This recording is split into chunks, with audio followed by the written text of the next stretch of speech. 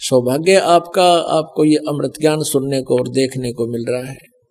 ये छठा स्कंद संक्षिप्त देवी भागवत 414 पृष्ठ पे। जन्मेजय ने पूछा, महाभाग किस युग में कैसा धर्म का स्वरूप है, इस संपूर्ण विषय को विशेष रूप से बताने की कृपा कीजिए। व्यास जी बोले, राजन यह निश्चय है कि सतयुग में ब्राह्मण वेद के पूर्ण विद्वान थे। देखिए व्यास जी कह रहे हैं कि सतयुग में ब्राह्मण वेद के पूर्ण विद्वान थे और उनके द्वारा निरंतर भगवती जगदम्बा यानी देवी का, दुर्गा की आराधना होती थी। भगवती का दर्शन करने के लिए उनका मन सदा ललायित रहता था।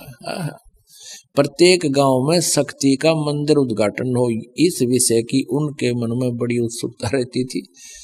देवी की पूजा करा करते, वेद के विद्वान है तेरा गजब है। अरे ये सतयुग में ये मंदिर का लठी कटवाए नकली ब्राह्मणा ने, ये काम बिगाड़ रखा सारा, अपने स्वार्थ बस अपने चेले बिठा दिए, उन्हें पूजा लागी, इनकी मौज माचगी।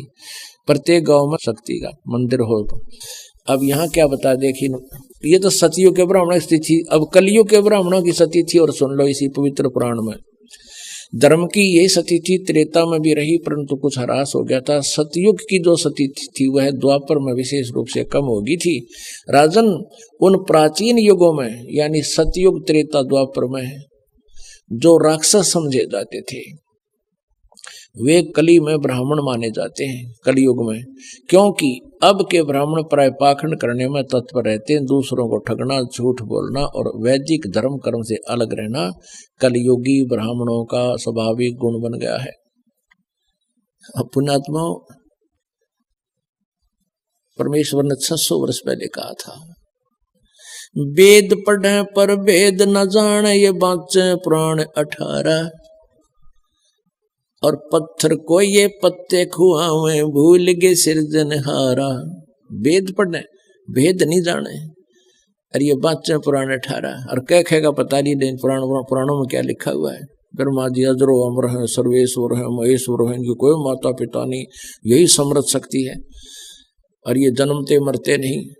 और पुराणों में लिखा है ये जन्मते और मरते हैं, इनका तो जन्म और मृत्यु होती है। यही अपनी देवी पुराण आपको स्पष्ट करेगी। पुणात्माओं, जब तक हम अपने उन पवित्र सदग्रंथों से स्वयं परिचित नहीं होंगे तो हमारे अंदर जो जमा हुआ ये युगों युगों का लोक वेद या दंत कथा हटे नहीं।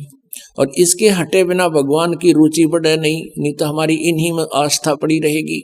तो दास का उद्देश्य यही है कि आपको रूबरू करा दूं ताकि आप प्रत्यक्ष प्रमाण देखकर भगवान को पहचान सके और ज्ञान समझ सके।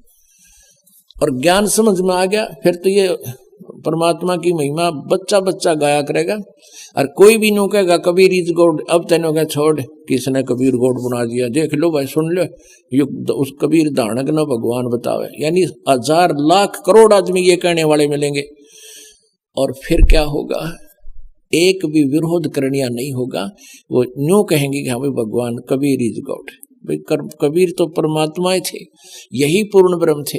तो उस स्थिति में आने के बाद फिर हम केवल आप जी को परमात्मा के वो ज्ञान महिमा कोड वर्डों में भी सुनावांगे तो भी समझ में आवेगी आपके, और आनंद और अधिक होगा। तो उसके लिए ये खेत तैयार किया जा रहा है, ये फील्ड तैयार किया जा रहा है।